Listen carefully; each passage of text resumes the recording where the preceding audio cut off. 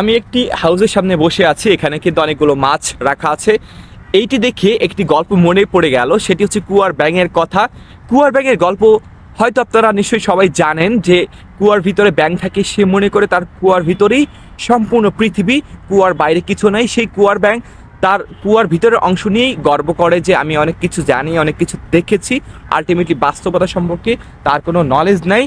কিন্তু আপনি যখন কুয়ার ব্যাংকে বাইরে নিয়ে আসবেন তখন সে হয়তো রিয়েলাইজেশন করতে পারবে যে না, বাস্তবতা বলতে কিছু আছে, তো আমি বাস্তবতা জানি না। এরকম পৃথিবীতে কিছু মানুষ আছে যারা ঠিক কুয়ার ব্যাঙের মতো, তারা মনে করে আমি সর্বজান্তা, আমি সর্বজান্তা শমশের আলী, আমার চেয়ে ভালো কেউ বুঝতে পারে না। সে নিজেকেই কি বলে অহংকারী মনে করে আত্ম অহমিকায় ভুগতে থাকে এবং অন্য কারো কথায় গুরুত্ব দেয় না, অন্য কাউকে পাত্তা দেয় না, অন্য কোনো জ্ঞান নেওয়ার মানসিকতা তার থাকে না। এরকম মানসিকতা থেকে আমাদেরকে বেরিয়ে আসতে হবে, নতুবা আমরা অনেক বিষয়ে এক্সপ্লোর করতে পারবো না, অনেক বিষয় সম্পর্কে অনেক বিষয় থেকে বঞ্চিত থাকবো, অনেক জ্ঞান থেকে বঞ্চিত থাকবো, এবং মানুষের সাথে ভালো ব্যবহার, বিনয়ী হতে হবে। সবাইকে অনেক অনেক ধন্যবাদ। বিদায় নিচ্ছি কৃষিবিদ মোহাম্মদ তারেক জামিল। বৃষ্টি এখনই শুরু হয়ে যাবে। আল্লাহ হাফেজ।